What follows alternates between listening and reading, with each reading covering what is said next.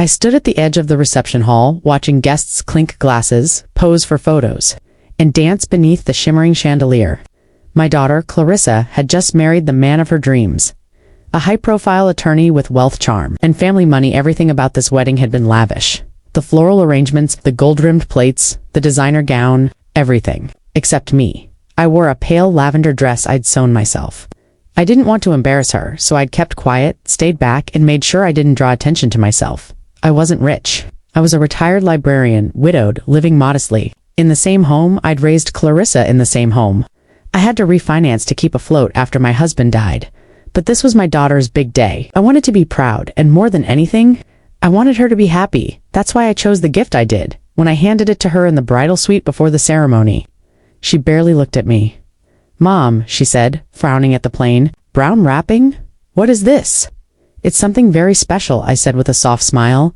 "It meant a lot to your father and me. I wanted you to have it." She ripped the paper like it offended her, revealing a worn, cloth-bound book with faded gold letters on the spine. "Great Expectations" by Charles Dickens. Her face twisted instantly. "A book," she said flatly. "It's not just any book. It was your father's favorite. Inside, there's a book." "On my wedding day? Are you kidding?"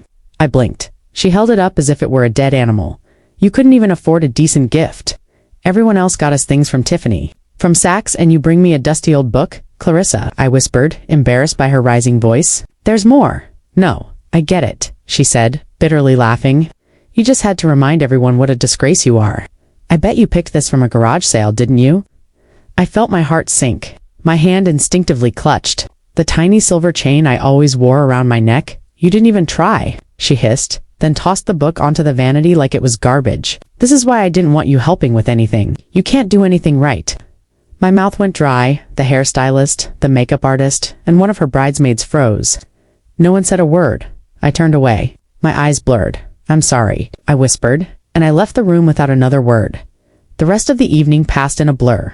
I stood in corners, offering quiet smiles and clapping when the couple had their first dance. I toasted with water. I helped an elderly aunt to her chair when no one else noticed her struggle. Clarissa didn't even glance in my direction.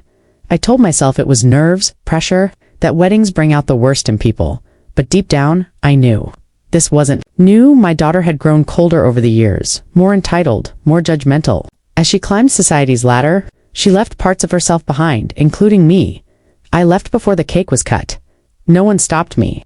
No one noticed as I drove home. I thought of all the nights I'd read to Clarissa in bed. All the times I walked her to school, even in the pouring rain. All the days I worked extra shifts at the library so she could have new shoes, new books, a new backpack, all forgotten. I cried quietly in my car, not because of the gift but because my daughter had chosen pride over love. What she didn't know, what no one knew, was that inside that book, tucked neatly between pages 112 and 113, was a personal bank check, a check made out to her. For $10 million, it was every penny I had. My late husband, God rest him, had invested in a small tech startup in the early 90s. It flopped for a while until it didn't. By some miracle, it took off just before he passed away. I never touched the money. I lived on my pension. I clipped coupons. I grew vegetables in my backyard. I never upgraded my house. Never bought a new car. I wanted to give that money to Clarissa when the time was right. I thought, what better time than her wedding day? I thought it would be meaningful, a book symbolizing our past, with the future hidden inside. She would discover it later. Smile. Remember that her mother was thoughtful, loving. I was wrong. The next morning, I sipped tea on my porch as the birds chirped. I felt hollow. I hadn't slept. The words she'd said haunted me. A disgrace. Didn't even try. Can't do anything right. I kept waiting for a phone call, a message, anything. But my phone stayed silent. Later that evening, just as the sun was setting, I got a message from my neighbor's daughter, who had attended the wedding. "Hey, Mrs. Moore, I just wanted to say that I thought your gift was beautiful. I saw how upset Clarissa was and I didn't know what happened, but I always admired how you carried yourself. Just thought you should know." That small note meant more to me than anything I'd heard all weekend. At least someone saw me. Meanwhile, at the luxurious hotel suite, Clarissa and her new husband had checked into. She was busy showing off their wedding gifts. Designer, handbags, watches, travel vouchers, artwork, personalized wine. The book still lay on the hotel room vanity. Untouched, she had planned to throw it out. but her husband Daniel, a man with a level-headed demeanor, picked it up out of curiosity. Did your mom really give you this? Clarissa rolled her eyes. Yeah, can you believe it? He opened the cover. First edition, maybe. He flipped through a few pages casually until something caught his attention. A slip of thick paper, perfectly folded. He unfolded it. His eyes widened. Clarissa, he said, slowly turning to her. Did you even look inside this? She frowned. Why would I? He handed it to her. She read it and froze. The color drained from her face. She read it again and again. Clarissa stood there barefoot in the middle of the honeymoon suite, trembling, staring at the check in her hand. $10 million, her hands began to sweat. Her heart raced. She reread it over and over, hoping it was a prank, a joke, something. She misunderstood, but the signature was real. The amount was real. The name was hers, from her mother. The same woman she had called a disgrace just hours ago. The woman she'd insulted in front of makeup artists, bridesmaids, and stylists. The one who gave her that cheap, embarrassing book. Clarissa's mouth dried. Her knees weakened and she slumped onto the edge of the bed. Daniel, her husband, stood across the room, silent, his arms folded. She never said anything, Clarissa mumbled. She tried, he said quietly. You didn't let her. Clarissa looked up, stunned. You heard that?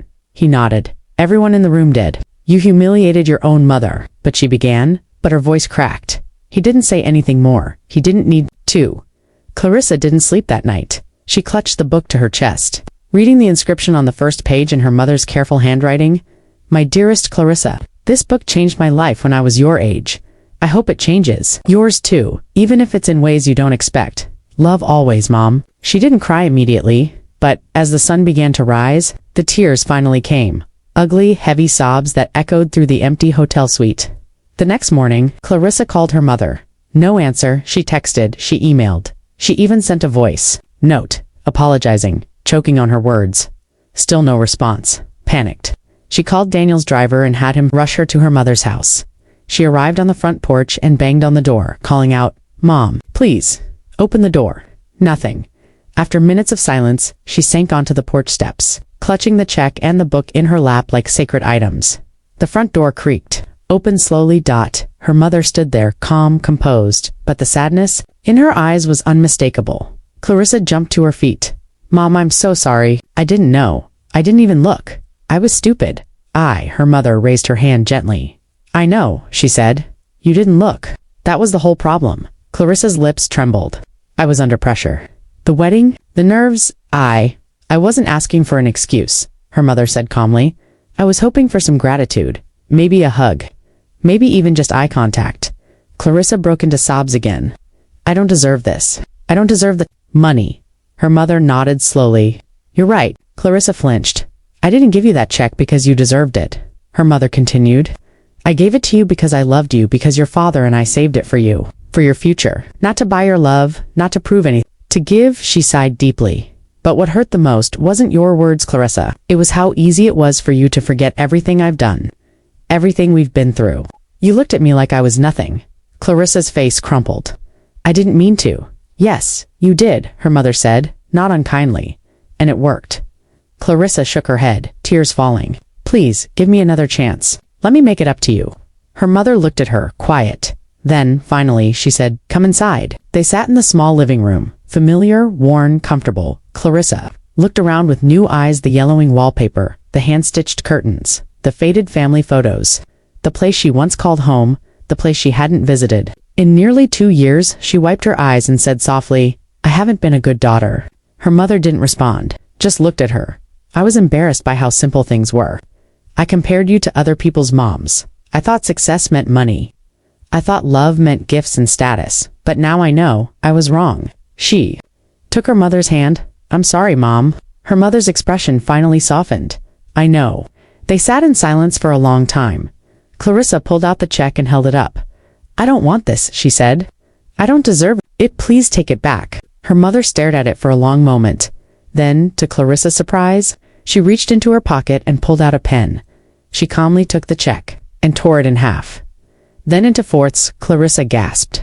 Mom, I already transferred it to an account in your name, she said. If you really want to do better, use it wisely. Clarissa looked down, stunned. Her mother smiled faintly, and maybe read the book this time. Over the next few months, Clarissa changed. She moved her mother into a better home closer to the city, with a garden she could grow herbs in. She came to visit twice a week. They went grocery shopping together, just like they used to. They laughed more. She also used part of the money to start a scholarship fund in her father's name for underprivileged students who loved literature. The rest she invested wisely with her mother as her advisor 1 year later. On her first wedding anniversary, Clarissa gave her mother a wrapped gift. Her mother opened it slowly, carefully inside. A hardcover edition of A Tale of Two Cities. Inside the front cover, Clarissa had written, "Greater than to the woman who gave me everything, including a second chance. This is just the beginning. Love, always, Clarissa," because sometimes the most valuable things in life are hidden in the simplest packages, and sometimes it takes losing your pride to find your heart.